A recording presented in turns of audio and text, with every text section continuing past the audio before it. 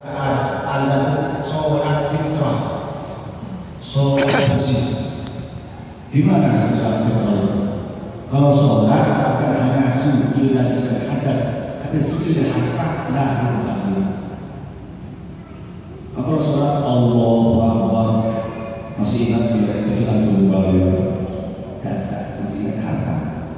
Dan juga tubuhnya bersih dari harta. Kalau pakai baju pas bajunya, pakai sarung pas sarungnya, pakai rok pas roknya. Sholat berjamaah, laki perempuan tangan jauh.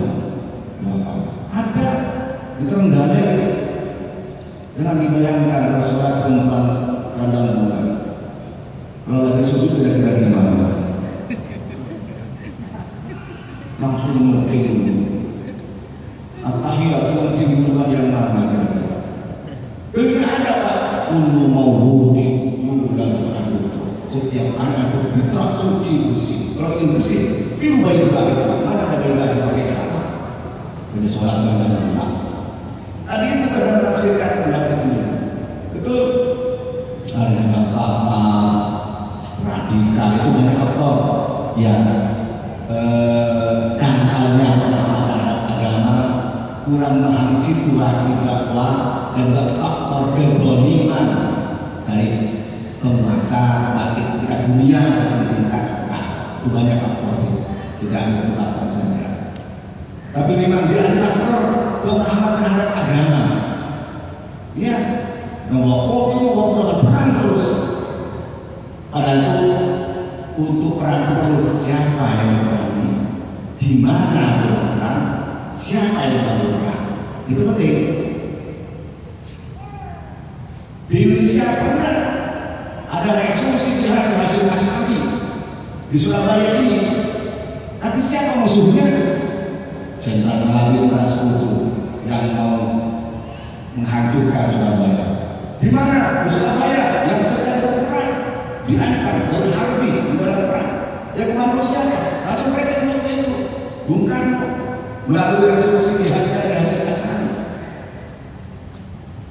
Nah, kalau di Jakarta yang kemarin, siapa musuhnya? Jakarta akan masuk ke Harbi. Siapa yang menaruh? Tidak termasuk perang, bukan jihad fisabilillah. Makanya tanya ke Ustaz, apakah yang kata orang itu jihad jalan Allah? Oh bukan.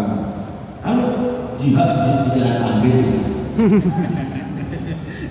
ada jalan Tamrin. Kan musuhnya kafir Harbi.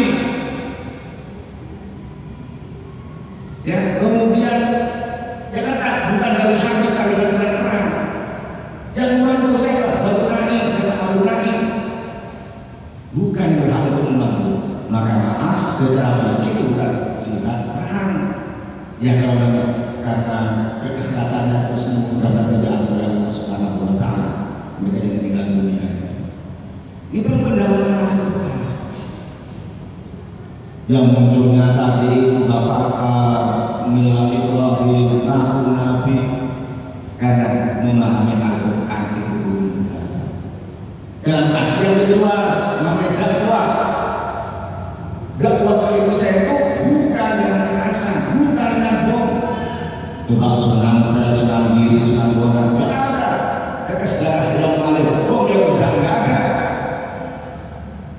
Dengan satu menunjukkan Sudah sampai dengan Surabaya banyak orang kalau kemana ada mantra-mantra di rumah dengan bacaan kalimat tauhid, ayat kursi, al-ikhlas, al-taib, tasbih, tahmid, tahmid dengan dan kumpul. Kenapa? Itu karena dua ada ibadah mahdoh muqayyadah murni ketika acaranya ada yang mudhah bermuqayyadah dan menganggap bahwa biasanya ada itu termasuk yang tidak terikat sehingga dibaca kapan saja. Dan mereka yang melakukan ada umur. Tidak umur silakan dibaca. Tetapi tidak dengan kekerasan. Sunan Kalijogo di Jawa Tengah orang senangnya wayang. Wayang itu dulu lambang kemasyarakat, mungkin para dewa-dewa lengkap dengan silat, bak silat, bu silat, dan silat. Enggak, sudah tidak selubung, tak malah berjalan dalam sampai hebat, lebih hebat bahkan usaha ini. Sampai tergantung nama kaya dalam rumah Allah. Dikasih ada satu gerbang Gapuro, Gopuro, ampunan dari Allah. Ayo nonton wayang, lakukan rokok, lakukan kayu sabdo, kayu syahadat. Bayar tak gratis. Sampai itu membaca asyhadu an la ilaha illallah wa asyhadu anna muhammadar rasulullah. Sebelum gerbang Gapuro, al-Islam gabung sampai ke dalam banyak sekali. Ada Petro, apalagi bu, Laren, Basmo, Semar, bahasa Arab. Petro, Takto, Bago, Boya, Semar, Syamil, Karet, Khairul. Oh iya, ini tulis oleh Profesor Bukan Hayam, beliau ada UGM, filosofi wayang versi Islam. Dan ini bahasa Arab, tapi dijawabkan. Yang gampang, saya bapak hareng sekarang. Bukian, babi buka, waktu, akom. Artinya bagus. Fatlum bukian, wasyamdan khairan. Bakok semangatnya. Tinggalkanlah kejahatan dan kerendahan kebaikan. Ada culu, ada jannah, dan ada surga. Serta pengajian yang tampan. Dan secara empirik berhasil. Tak banyak masalah itu. Dia dahulu beragama dulu, Buddha, Ateis, yang tidak beragama berubah jadi 99% beragama Islam.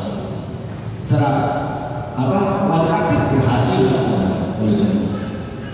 Sekarang bom di mana-mana, mereka kurang dari 80% umat Islam di Indonesia. Itulah makanya hati-hati jenengan kalau diajak pemahaman macam-macam. Ada kepada kiai, kepada ustaz, kepada guru yang benar. Ada kisah nyata yang jemaah kebakaran.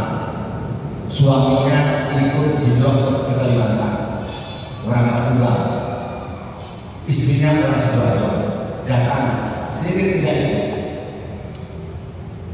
Istrinya tidak ikut hijrah di sini. Suaminya ikut hijrah ke Kalimantan. Terus yang belakang kemarin, dia datang ke ini. Dia gimana? Suami saya ikut gafatan. Lo gimana? Dia belum datang pada kita. Awal itu selalu berani sholat, lagi ibadah, lagi ke masjid. Dia perubahannya jarang sholat. Ramadan gak puasa. Cuma kalau malam dia baru masjid. Akhirnya dia hijrah ke Kalimantan. Bingung sih sebenarnya. Datang ke MMP. Ternyata itu gafatan yang lain. Makanya kalau bapak itu ada ngajak paham macam-macam. Tanya kamu, fasalu ala diri untuk belakang. Tanya kepada ahlinya kalau kamu itu tidak bukan. Loh, itu yang pertama. Yang kedua, tidak hanya pada pendapat Quran, ya, yang berhubungan dengan Quran dan kebitaan Islam, yang macam fikih, tauhid, dan nahu, ya soal Quran. Tetapi wabil khusus, wabil khusus itu yang mengajarkan Al-Quran. Kenapa? Apa itu banyak cakupannya? Ilmu sejarah, ilmu fikih, ilmu nahu, ada dalam Al-Quran itu. Tibyanan li syai'. Maka yang dalam mulia itu guru yang mengajar. Kalau itu kamu sendiri, ayo guru di ilmu agama. Wa apa itu tidak? Ya, kalau itu kita yang mengajarkan, berarti masih dapat ditanya. Tetapi itu khusus secara tekstual itu khairukum al-Quran wa alama ayat Al-Quran di mana kira Al-Quran